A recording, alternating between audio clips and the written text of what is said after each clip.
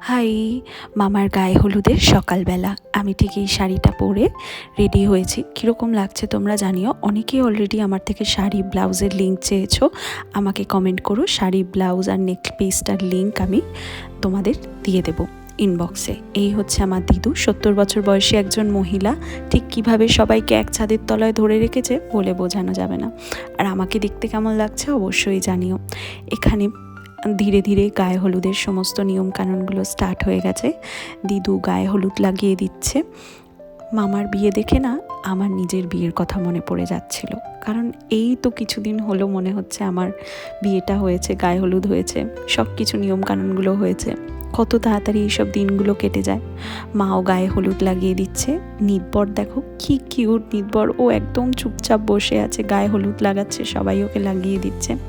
আর আমি এখানে মামাকে অনেকটা হলুদ নিয়ে মুখের মধ্যে লাগিয়ে দিয়েছি।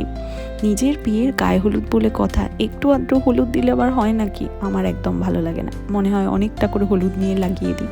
তো অনেক হলুদ নিয়ে লাগিয়ে দিয়েছি। তারপরে মামার গায়ে হলুদ সেরে আমরা নতুন মামির বাড়ি চলে যাই। ওখানে গিয়ে গায়ে হলুদের তত্ত্ব নিয়ে যাই। এই হচ্ছে আমার নতুন মামি। তোমরা জানিও কীরকম লাগছে আমাদের দুজনকেই। আর এখানে সব ফটোশ্যুট হচ্ছিল। ভিডিওটা এখানেই, টাটা।